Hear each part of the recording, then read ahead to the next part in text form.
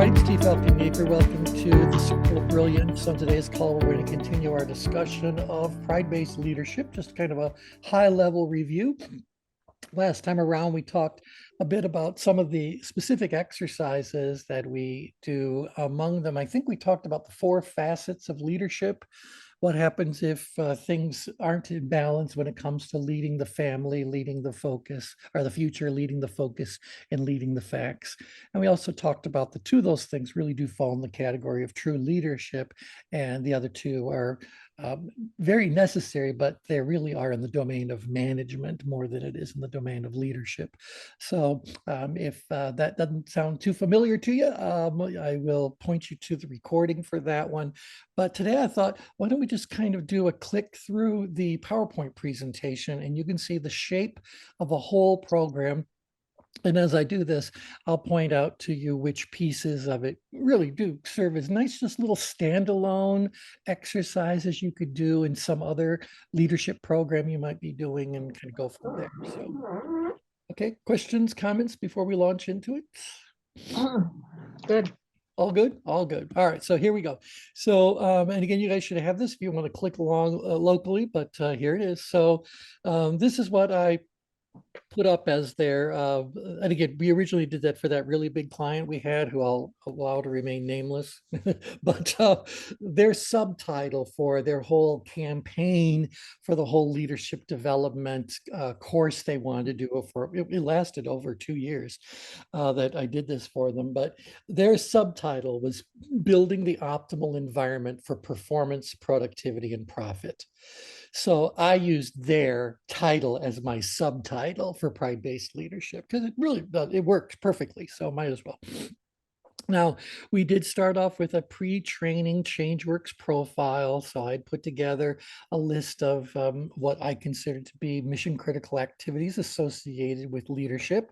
It's not shown here, but if you guys would like me to do a little bit of digging, I'm sure I can find the activity list and share it with you. That'd be great. No, Yeah, that'd be I'll do great. that for sure, because the big activity list for leadership is 48 activities. That's too many. That's way too many to do as a pre-training profile. But I built it off of the leading the family, leading the future, leading the focus, leading the facts. And I came up with 12 mission critical activities for each of those 4 facets of leadership. And it's really good. I think it's really good, but it's too much for someone who's filling this out as a pre-training skill self-assessment. So, but I'll give you the list, then you can pick and choose whatever activities you want to put into it. And yeah, and maybe, just maybe, yeah, it's still the ChangeWorks system. I could certainly find the original profile that we actually did administer to everybody. And maybe, just maybe, I can show you their results. So you can kind of see. Now, again, the results are many years old right now, but nevertheless, it still might be interesting to look at.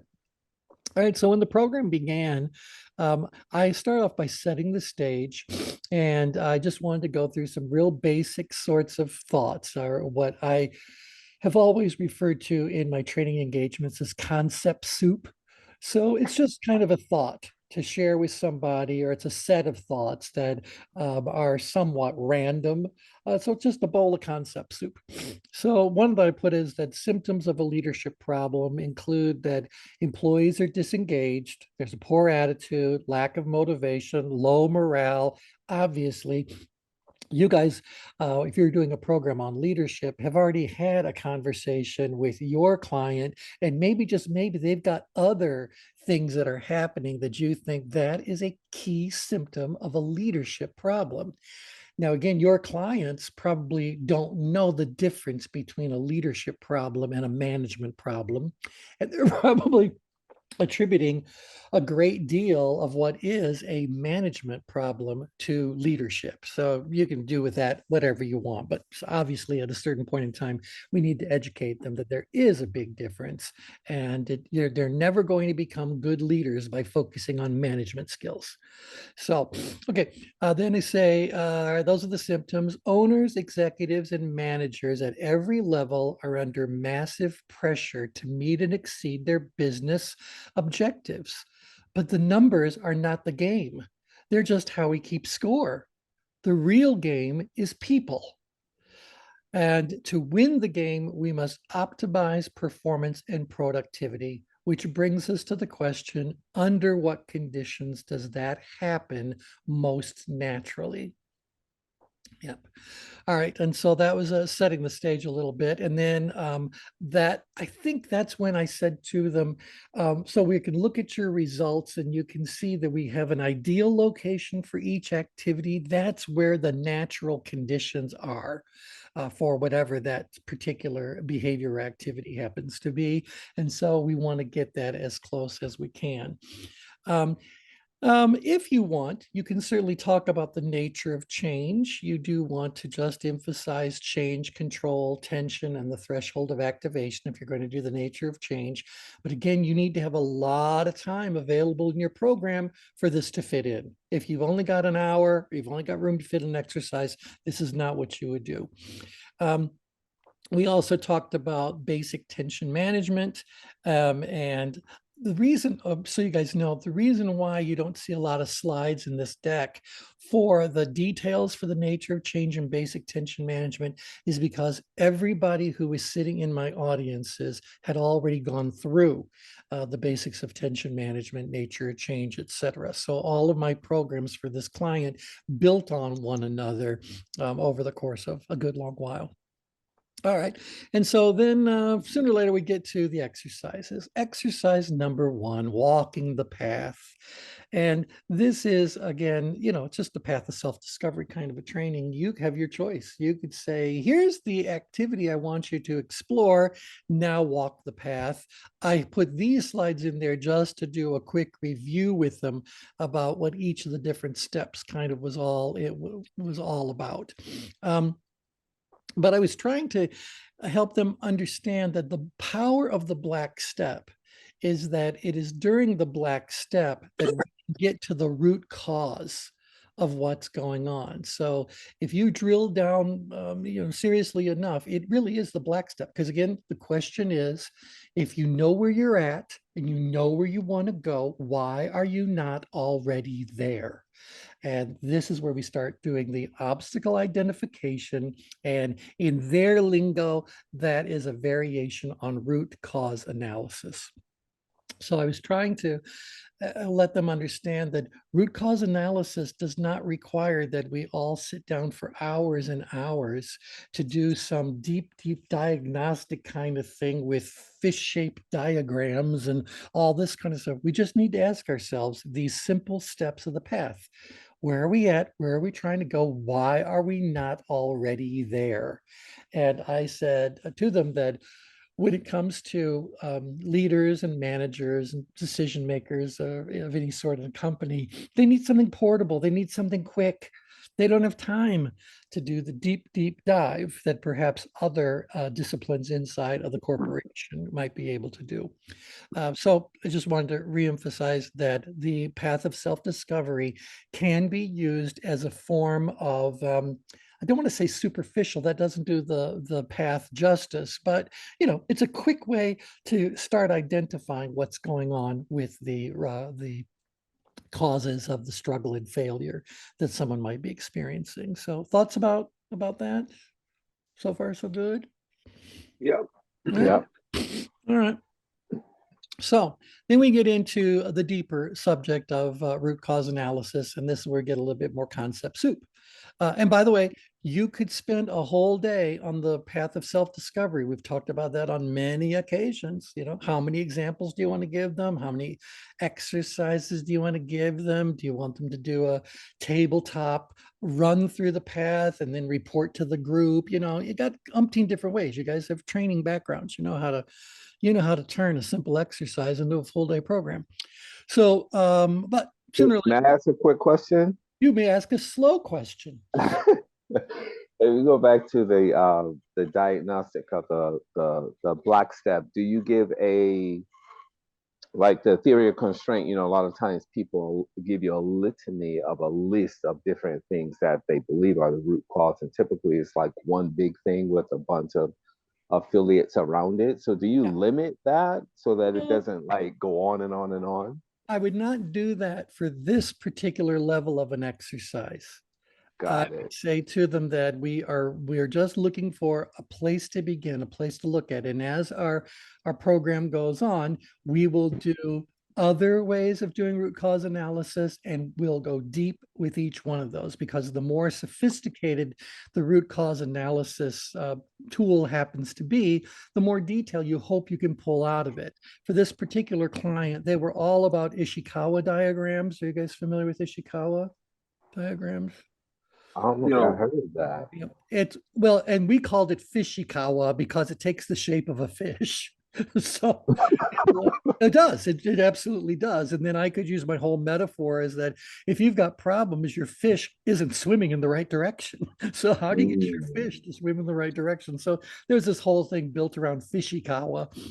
But it really is just how would I describe it? Kind of like as a tree sort of a diagram, where there's a main issue, that's the spine of the fish. And then Mm-hmm. off of each of there's then ribs, I guess, that comes off of each of the sides of the spine on a fish. And they happen to be diagonally kind of positioned. And that's where you would talk about the specific things that are contributing or detracting from this main spine of the fish. And so, frankly, I found the diagram to be more complex than, it really needed to be for practical purposes, but it was their thing. And so we all know that we do our very best to build on what the client has already put in place. Mm-hmm. And they got it. I'll show them how it all fits in, but I wanted to give them simpler tools because I dared to do the thing I probably should have thought twice about. I dared ask by a show of hands how many of them had filled out a Fishikawa diagram since they completed the training. Oh, that was a mistake, but there you go. Anyway, so the black step again is really just about identifying it's a quick identification method for what stops you from getting somewhere. And by the way, I almost always find that inside of that even quick analysis, you're going to find a root cause, a real issue. All right, anyway, root cause analysis is all about answering the question, why do people struggle and fail? Why do they do that? And then I got into this, don't confuse surface symptoms with the underlying problem. And Brian, you can certainly, relate to this. A great deal of people consult a physician, not because of the underlying problem they're experiencing, but because of the symptoms. Mm-hmm. With a good physician, the physician will try to identify the underlying problem. Bad physicians just treat your symptoms. Right. And unfortunately, that might make you feel better in the short run, but it does nothing in the long run to really deal with what the root cause is of whatever it is you're suffering. So lots of things that don't confuse surface symptoms with the underlying problem. It won't help you in the long run. So this is where we get into what we consider to be the 4 root causes of poor performance. And we can go back to the black step and say, these are the 4 different categories of things that you want to touch on when you are doing the black step on a path of self-discovery thing. And so the 4 root causes of poor performance is that you are unaware, unable, unwilling, or unsuitable.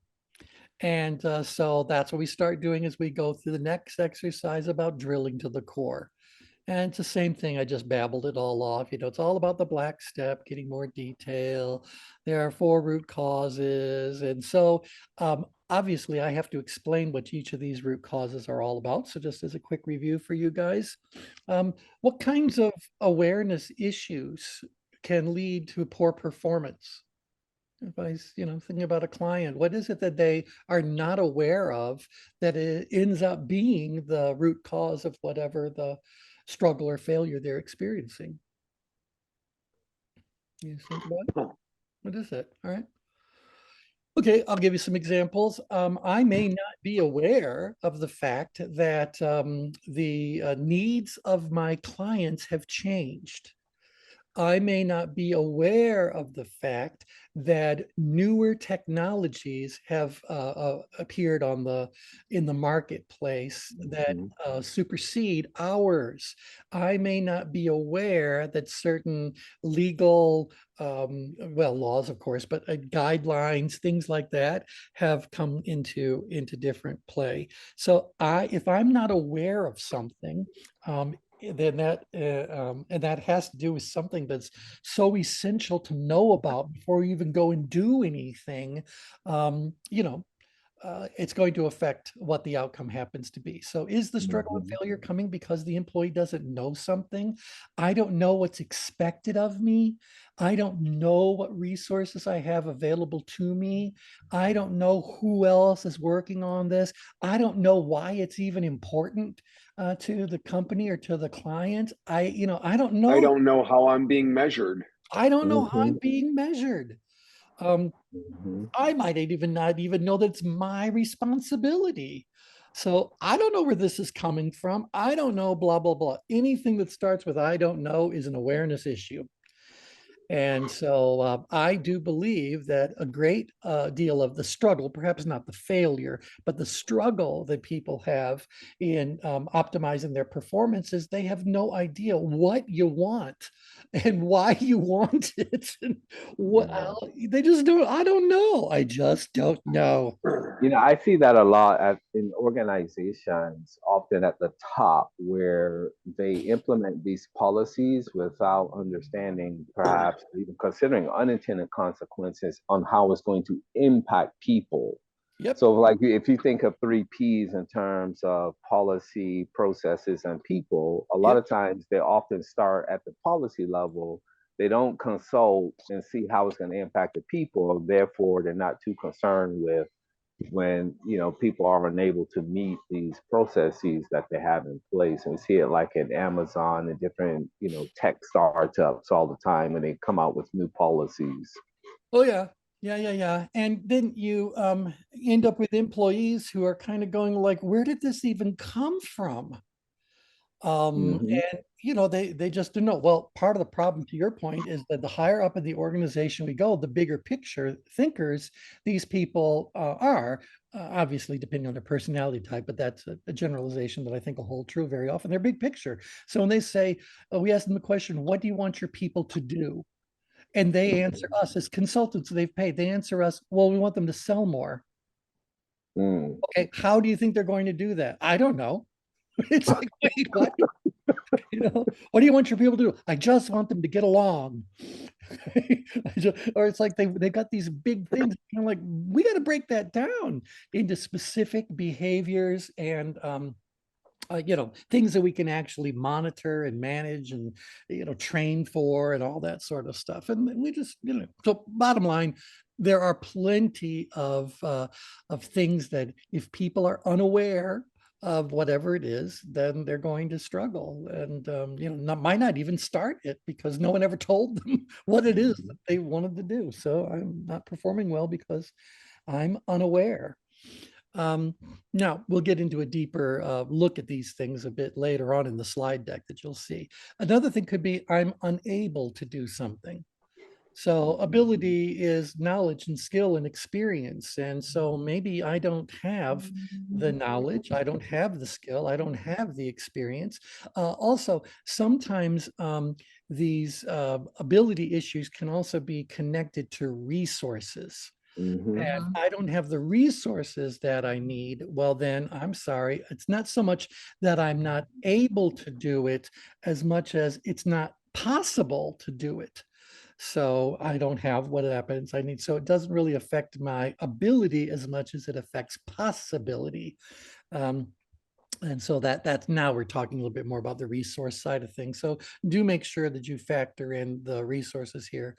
Hmm. So yep.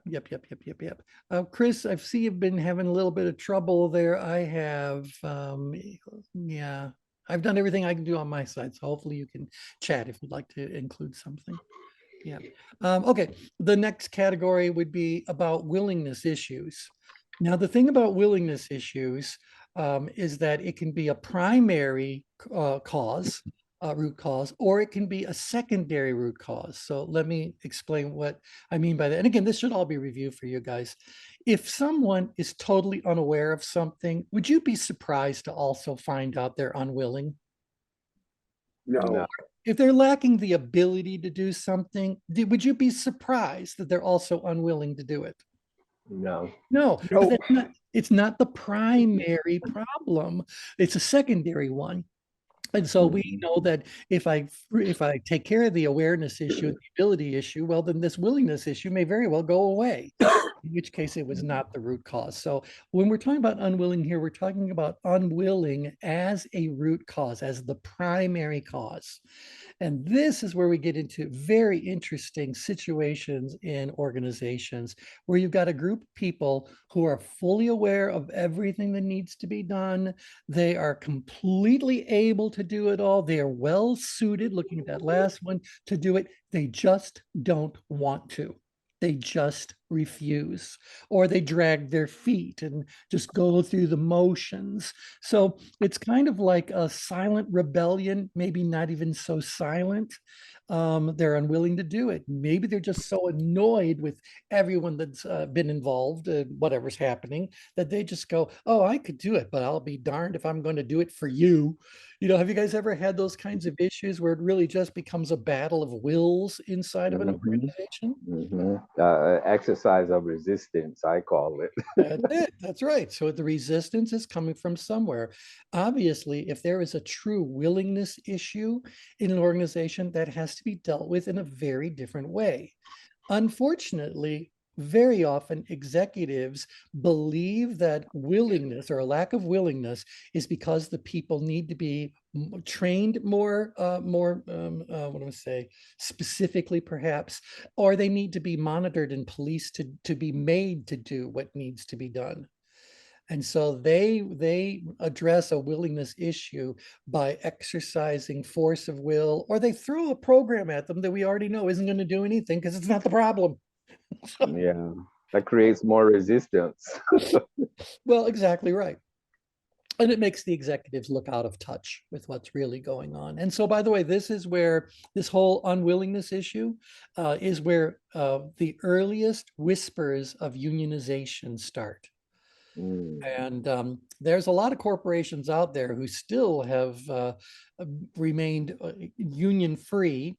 And there are plenty of unionization attempts that are underway at this very moment that are causing whatever, issues arise when an environment that has never been unionized is going to be unionized.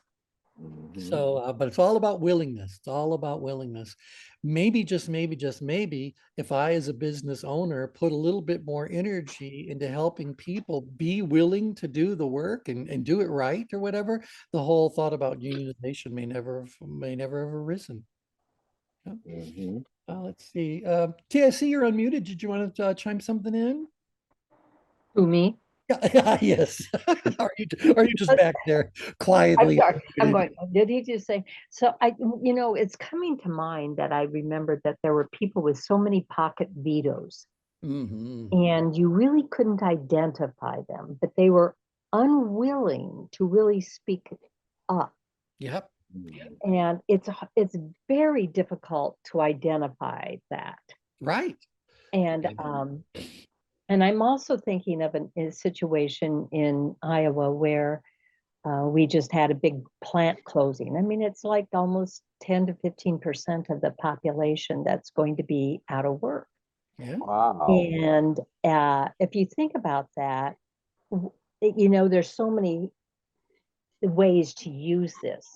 So, it's just how so many, it doesn't even have to be in an organization, but how do you bring this to them too? So that's coming to mind. And I'm sorry to interrupt here.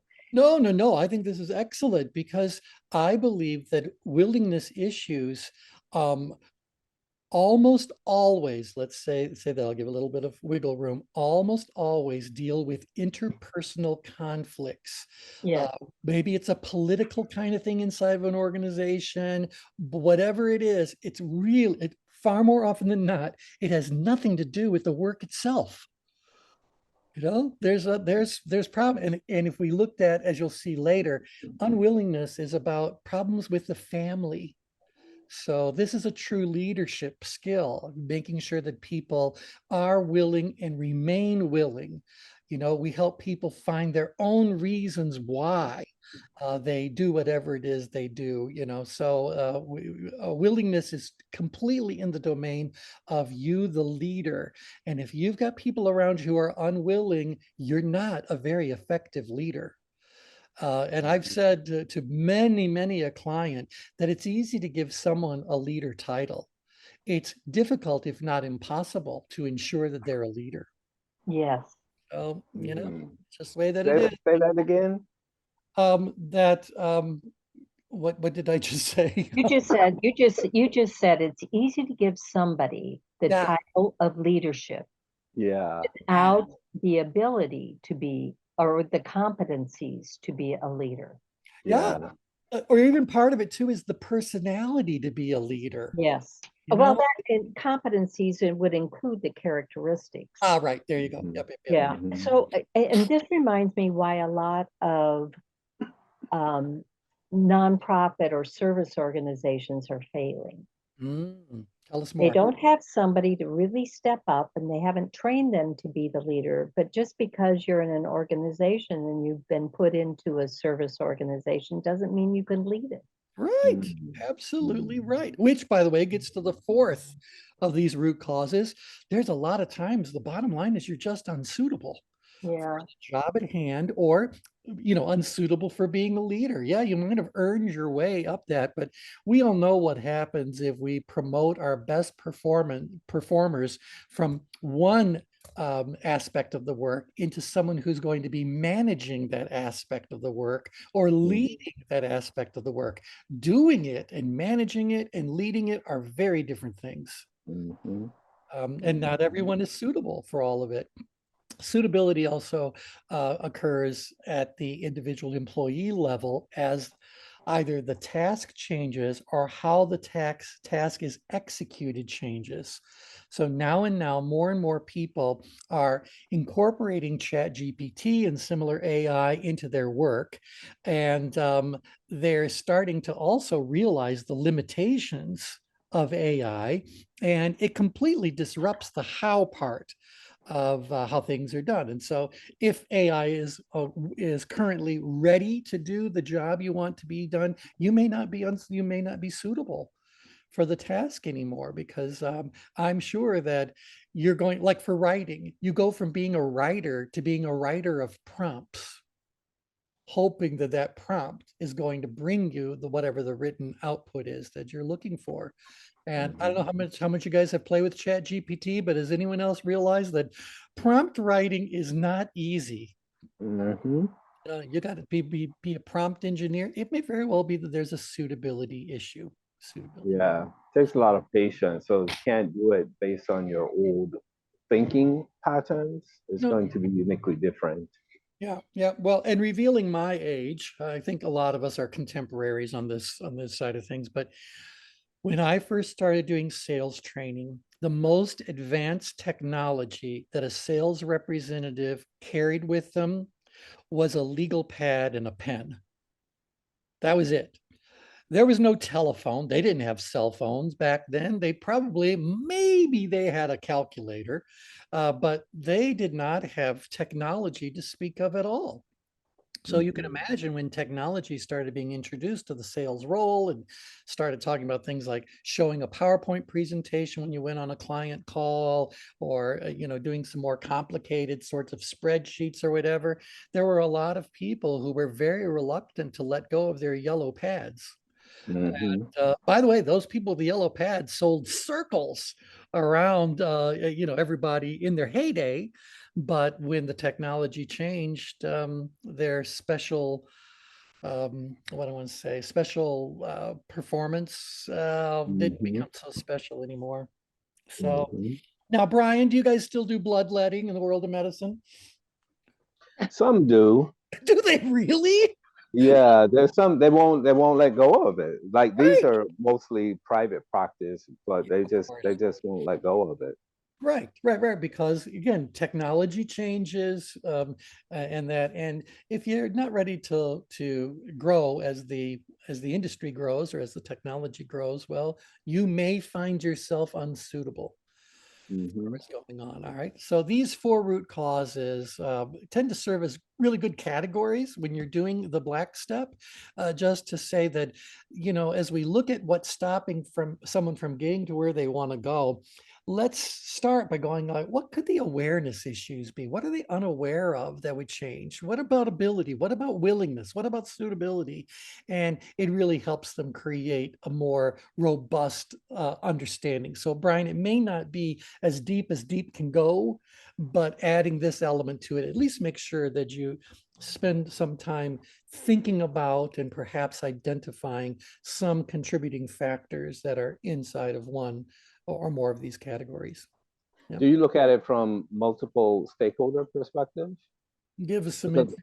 Yeah. I mean, because I can see like the employee having a different perspective of being unaware than the so-called leader or no, whomever no, is you're right. up You're right. above. You're right. Yeah, you need to have joint awareness in that because I mean, I can't begin to estimate how many times I've heard a manager or a leader who's hired us to do a training program when I show them we're going to cover this, and they go, "Well, you don't need to cover that. They already know all that." Do they really?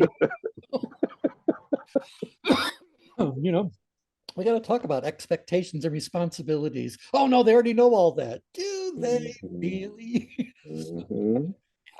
Okay. Exactly. All right, so going back to the deck, you can certainly do a deeper dive into the change grid here. If you've got 2 days, 3 days to do a training program, you can get into the action planning part to the yellow step about the different change grid maneuvers. Again, for them, this was all just reminder because they'd already gone through all this training. I do not believe that understanding the nature of change, the change grid, or tension management is critical for every pride-based leadership program. I would really, really emphasize to you that sometimes all these leaders, that's in air quotes for you, those who can't see me, um, yeah, um, these leaders, I just lost my thought. See, I was thinking about canceling the call because I'm really not feeling well after the cruise. But nevertheless, what was I saying? Someone find my point. Oh, shoot. Yeah, there you go. Exactly. Right. But we also Wait, want are to we go. unsuitable or unaware? I think I'm unaware. Maybe I'm unsuitable. There's might be an ability problem going on right there too. But yeah, I guess my point is that for a lot of so-called leaders, giving them more than one exercise and one new thing to think about may exceed their capacity. Right. We know how difficult it is to get them to even show up for a training. The likelihood that they're coming to your training with an open mind focused on the training program itself, yeah, we're going to go like, I'm not placing that bet. You know, they're Mhm. preoccupied. Their attention is elsewhere. And Mhm. so it may very well be that the best thing you can do when it comes to training a leader is to keep things very simple, very focused on a single, easily importable skill into the kind of work that they're doing daily. Well, and you have to balance that because when I dealt with a lot of those leaders, Yeah. a lot of them felt like they already knew everything because I had one say, been doing this for years. Yeah, Mhm. but you've been doing it lousy. Right. Yeah. People have said it, but they cannot hear that. Nope. They can't. So you have to walk that Very tightrope of tension yourself with them. Yep. And because again, there's always this element too that they are playing their own political game. They Yeah, can't Mhm. afford to look inadequate in right. front of their peers or their superiors. Or the people below, their direct Right, right, right. Yeah, they gotta look yeah. like they know what they're doing, even when they don't. So even attending Yes. the training program, you almost have to make it mandatory. Otherwise, they're going to avoid it just for appearance's sake. So to the point what T was just describing, do you give them a perspective of pride itself? Because I can see that like being topic of discussion in Well, different places, in yeah, different industries, different cultures. yeah, it can be. It certainly can be. But it may very well be that the one exercise you decide to do is the exercise about the best leader you've ever had. And just say to them, Mm, we just want you to describe from your own personal experience over the course of your entire lifetime, mhm, who are some of the very best leaders you've ever had? And what is it that they did? And what is it that they didn't do that made them the great leader for you? And if we do mm, that as an exercise, I can even say, you don't need to share this with anybody in your group. You don't need to do all that. You just need to ask yourself, do you behave in alignment with what those people you consider to be the best leaders did? And mm. oftentimes that's enough for them to kind Yeah. of go like, that's right. I need to do more of the things that worked on me when I was a follower. What did my Mhm, leaders do? So mhm, there's gentle ways to doing that, but obviously you certainly cannot presuppose emotional intelligence in a higher ranking office of a mhm. company. You just can't Yeah. assume that it's there. Yeah. Exactly. All right. So anyway, we could go through the change grid maneuvers if you want. Now we get into this little other visit of the four root causes of poor performance. So we say that these are the four root causes. Well, let's revisit the four roles. So, and this is where I would say to the audience, all of us are schizophrenic. Some more severely and noticeably than others, but there are many people living inside of our brains. And this is where we talk about like the oracle, the self, and all the voices that are going in your head. And I'm trying to make it a bit of as a joke so I can say you didn't get hired to be just a manager or just a leader. You've got to change your hat. You've got to do lots of different roles. And it's not just four, it might be 40 different things that you might be called upon to do because maybe you're the only one who knows how to get the copy machine to work when it starts getting moody. There's your role. You're now the copy machine guy. So Mhm, but there's lots of roles we have to do. We've got all these things in our head all at once. And mhm, we need to look at these individually to figure out when do I need to be what? What role is being summoned? And we can connect it very easily to the root causes. Also, we can say that each one of these four roles has a different impact on someone's level of productive tension. And so those are the four change grid maneuvers: up grid, down grid, out grid, in grid. So if we put it all together, you as the manager are focusing on issues of unawareness, and your main tool set are upgrade maneuvers. So think about that. If I went through the upgrade maneuvers right now, and I can scroll back to that if you guys need a reminder, but you should know the upgrade maneuvers: increasing standards, changing the task, awakening emotions, boosting accountability. These are in the domain of the manager. And so, I mean, whose job is it to make sure that you're being held accountable? Whose job mhm, is it to make sure that we're always trying to raise the bar in a realistic sort of way to get more efficiency, more productivity? Who's assigning the tasks to whom, who's modifying the task, etc., awakening the emotions. We're starting to tip our toe a little bit into something that's more in the domain of a leader, but nevertheless the leader within the manager role is all about making sure people are happy and focused and excited about what's going on. They see the mission, they see the vision, that sort of thing, but nowhere near to the degree that a true leader would do. Unfortunately, the emotions that managers tend to awaken more often than not are the more counterproductive emotions. So mhm, they don't want to make you, yeah, maybe they do want to make you feel like you're afraid of what your future holds. mhm, So all this awareness of the awful things that they could do to you because of the power they wield. mhm, All right. So anyway, those three things kind of go together. Um, all right. I won't scroll around too much, but managers are all about unawareness. And think about if I said, to start describing for me, what does a manager do?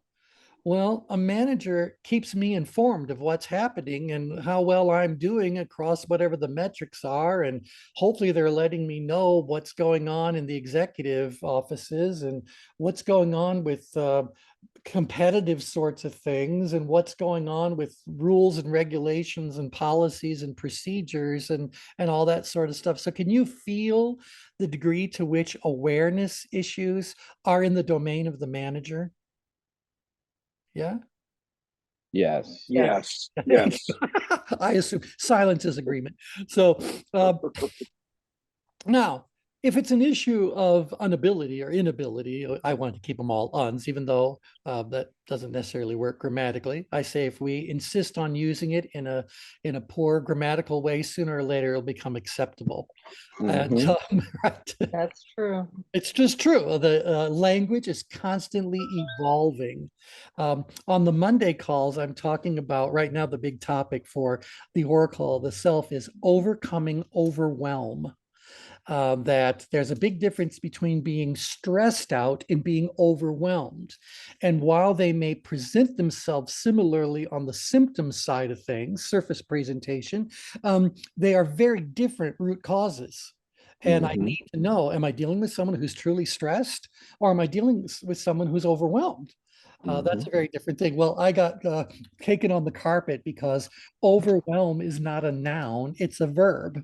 And I said, who got to decide that? So, as far as I'm concerned, overwhelm is also a thing. So, yeah, I know it's a nominalization. You can't put it into a wheelbarrow, so it's not a noun, but it is still something that people experience. And they go, no, they experience being overwhelmed. And I said, being overwhelmed by what?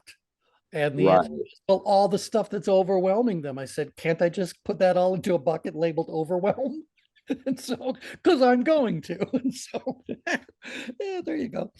Oh, and long before the whole gender discussions came up, whenever I write, I always write using they because English does not have a non-gender specific singular personal pronoun. You know, it doesn't. You're either he or you're she. That's what we have. And so I didn't like writing my book in a way that would have gotten me an A on a term paper. I wanted to make it readable. And the thing that humans do people that speak English do in casual conversation is we often use the word they as a non-gender specific singular personal pronoun. So that's what I did. And I even put a disclaimer in the front of the book about that. It's like, it is not a grammatical mistake. I did it on purpose. So there you go. All right. Let's see. So the trainer focuses on issues of ability gaps. And when we think about what the trainer does, it's really downgrade maneuvers is what the trainer's key tool set is all about: normalizing, simplifying, restoring resources, adding resources. Some of those resources may be true physical resources in the big range of downgrade maneuvers, but often it's resources of knowledge, resources of skill, resources of experience. So the trainer is all about normalizing, simplifying, restoring, and adding resources. All right, easy enough. Yep. Yes. Yep. When we get to the willingness issues are solely on the shoulders of you as the leader. I mean, yeah, even if I am officially labeled a manager or a trainer, I may have to bring forth the leader within me and help them to become willing to do whatever needs to be done. In fact, if you think about it, how often have you been hired to come in and do a training program to resolve a willingness issue among employees? So you go like, they're not missing any skills. They're not missing any knowledge. Right. They just don't like you. So I don't think they're the people I need to be training. So why don't you Right. pull up a chair? Let's have a conversation. That's So, funny. no, but it's true. It's just true.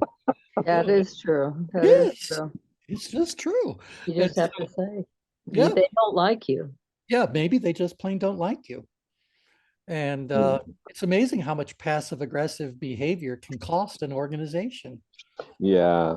And if they're Yeah. good at keeping it under the radar, oh, they can undermine you for a very long time, and you don't even know who's doing it.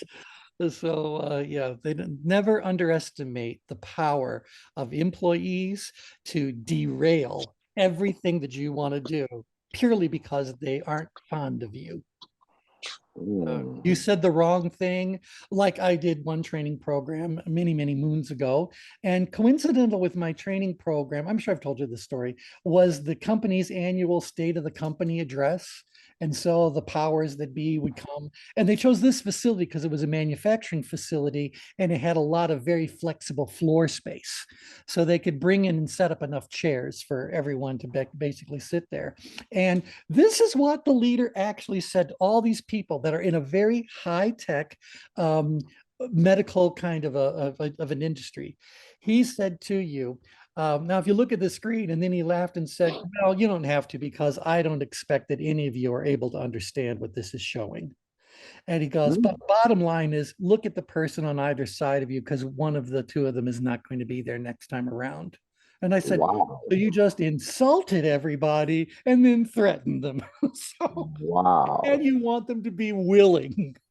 So, how about this? Why don't you step down as step number one for us to fix this problem? Yeah, because I don't like you either, and you're signing my paycheck too, you know? So, yeah, because think of the mess he just created for me.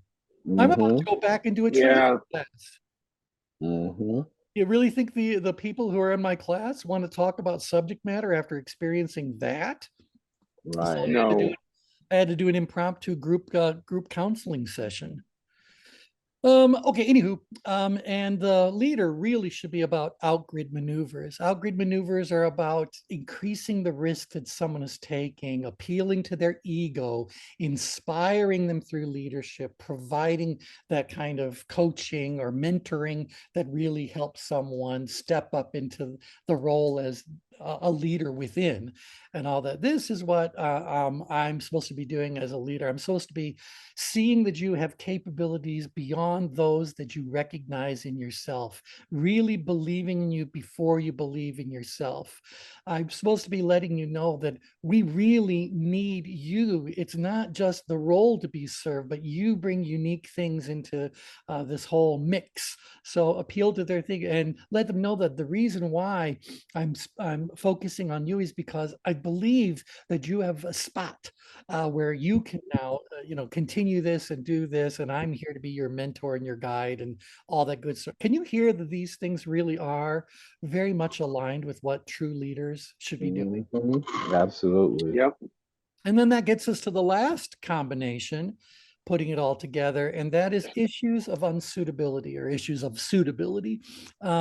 We may very well have to step into a role as a counselor and let them know one way or another that this really isn't a good place for them, because it might be that they are unable, unwilling to, I want to say, to learn what they need to learn to become more suitable for whatever's going on. Because usually companies don't just outright fire everybody. They hope that they can get people to rise to the challenge and evolve as the company and the needs of the company are evolving. But there are always going to be some people who are just unsuitable. Without it being too much of a generalization, I would say to you that if I'm just within a year or two of retiring from that company, do you think I'm going to invest a whole lot of my time and energy in developing all new skill sets and all that? Nope.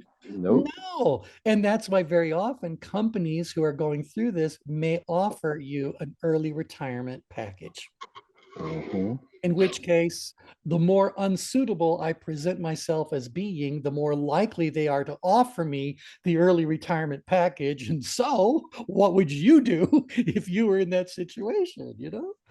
So that's it. But there's a counseling aspect to this that would come into play where we need to sit down and understand, are you really unsuitable or are you just unwilling to become suitable?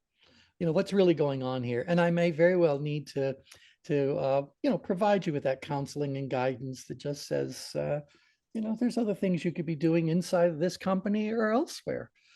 I And really like this slide here because I hear from a lot of physicians who are burnt out, particularly in America. I think 60% of healthcare organizations are owned by private equity.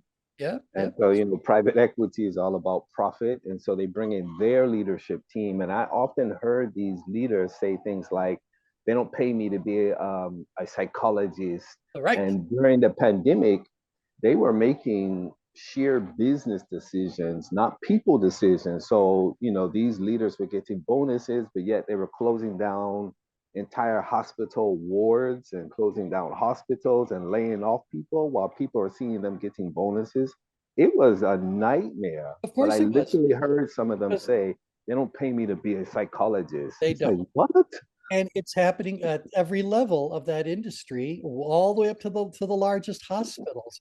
When you've got people who are not aligned with caregiving in general, to run a company that's all about caregiving, it should not surprise us that they're going to do a poor job of it, because let's go back to that. They're not aware of what's going on.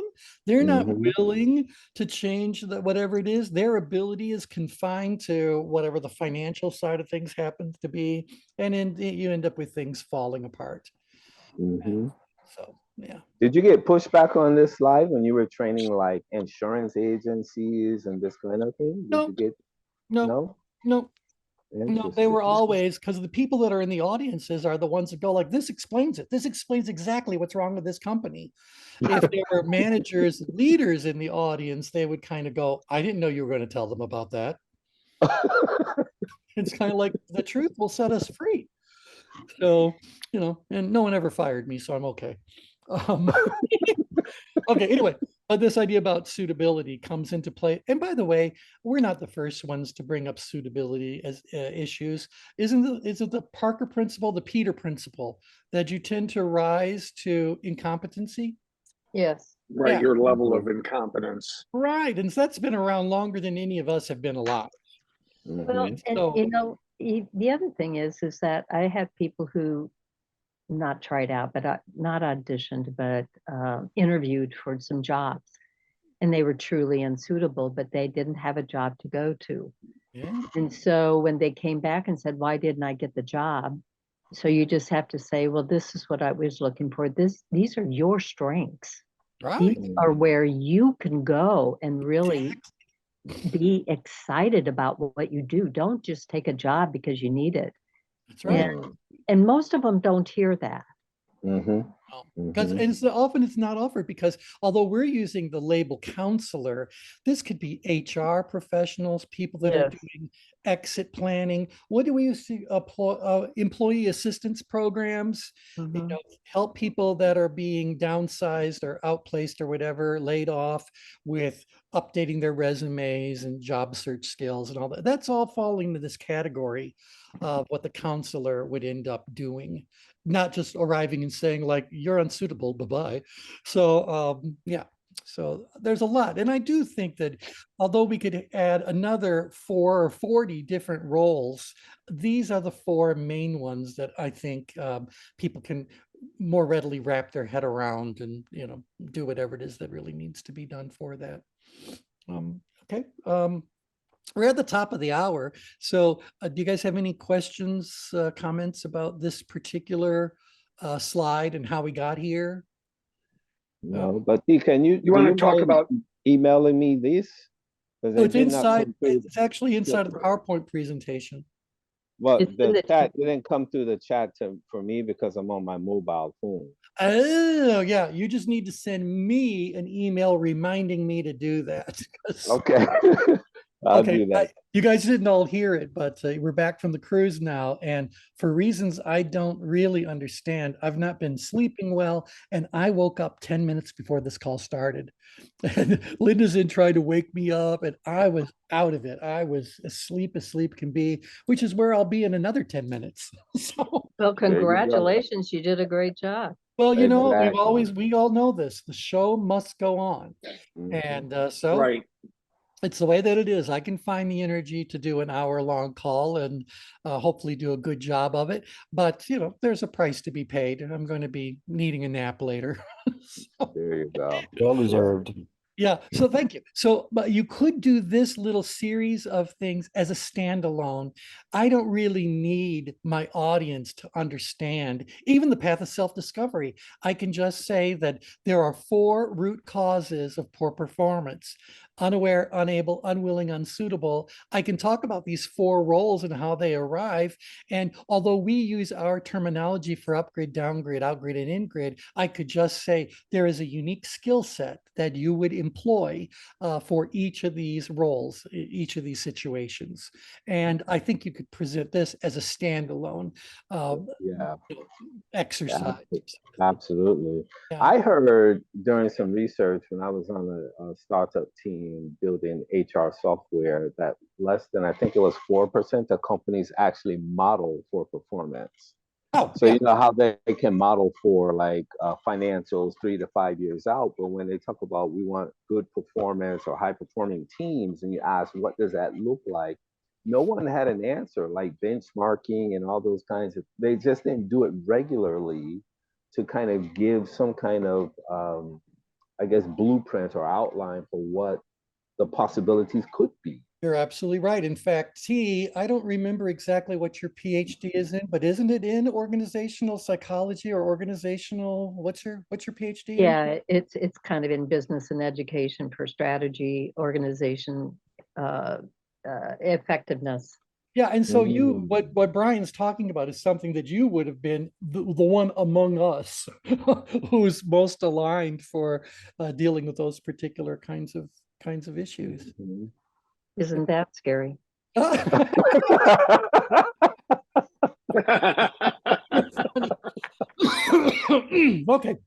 On that note, let's pick up where we left off. Next time around, we'll talk about what is leadership and get into where the word. Keep in mind, we haven't even used the word pride yet. So That's right. That's right. we'll get into that pride. The word pride, or that puzzle. In fact, at the lunch break, very often people come up to me and say, "What does this have to do with pride?" And I Yeah. say to them, "It's coming." Yeah. And then I tell them, "Please don't eat turkey," and then let them come. Never let your audience be fed turkey. Never. That's funny. Contains an amino acid that's not going to help them stay alert later in the day. And the other thing that I would do is I wouldn't let my audiences be served dessert at Oh, lunch. that's good. That's good. I would Yeah. say to them, no, in the afternoon break, I want you to bring in a tray of frozen Snickers bars. Because then people can, gnaw away on a frozen Snickers bar. If you haven't had one, a frozen Snickers is a wonderful thing. Yes, it is. Yeah, because it slows down all the sugar getting into your system, and you got to gnaw on it. So that's what I want: frozen Snickers bars, no turkey. That's good. I never thought of that. Yeah, well, we got to recognize Can. that, I mean, I don't know about you, but if I have lunch, I know I'm going to get groggy afterwards unless I'm Mhm. really thoughtful about what I'm having for lunch. And when I Mhm. found out that turkey is very high in levotryptophan, Mhm. I don't need to feed somebody that. I'm giving them a sleeping pill. Mhm. So, nope, So on the downgrade maneuvers tee, you're going to have to put turkey at the top. you got to put turkey in. Why does everyone become a beach? It's true. Why does everyone become a beached whale after Thanksgiving dinner? Okay. Uh-huh. It's because of tryptophan. Yeah.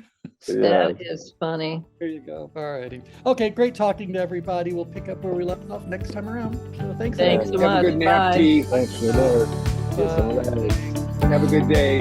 You too, all.